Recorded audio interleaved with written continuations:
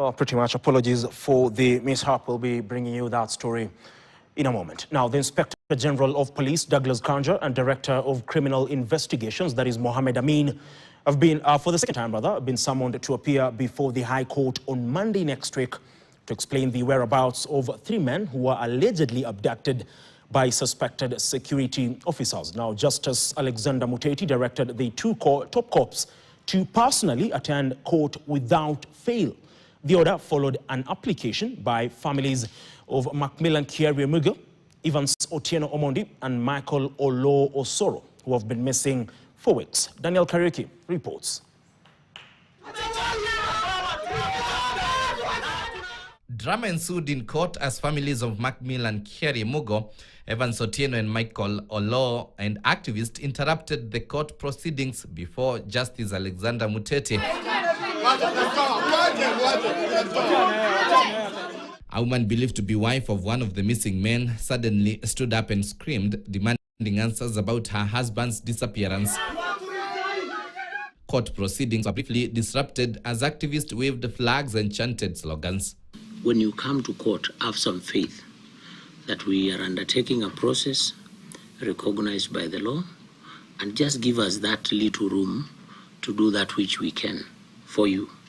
So let us maintain some sense of decorum. And the Inspector General of Police, Douglas Kanja, and Director of Criminal Investigation, Mohammed Amin, were expected to appear in court today but did not show up. No, my lord, it does not answer the question. The obligation, my lord, is placed on the petitioners, and it is for the petitioners to demonstrate that they have served.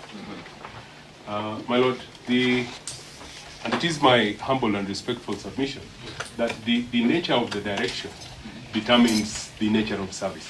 Appearing for the state, lawyer Paul Nyamodi told the court that the 3 missing men were not being held by either the National Police Service or the Directorate of Criminal Investigations. Lawyers representing the families, led by Advocate Abna Mango, argued that court orders must be obeyed and that the Inspector General of Police and the DCI could not delegate responsibility in a matter involving alleged enforced disappearance.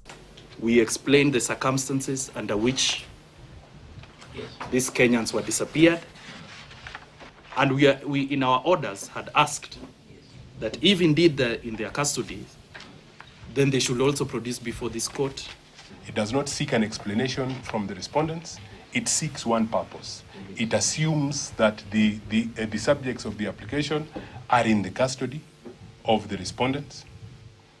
It does not give the respondents an opportunity to respond to those allegations. The judge issuing fresh orders. Hearing of the application shall be on 20th July 2026. The deponents of the affidavits in response to the applications are required to attend in person on 20th July at 10:30 a.m. Justice Muteti will hear the matter on Monday when Inspector General Kanja and DCI Director Amin are expected to appear in person and explain the circumstances surrounding the disappearance of the 3 men. Daniel Kariuki, KTN. Let's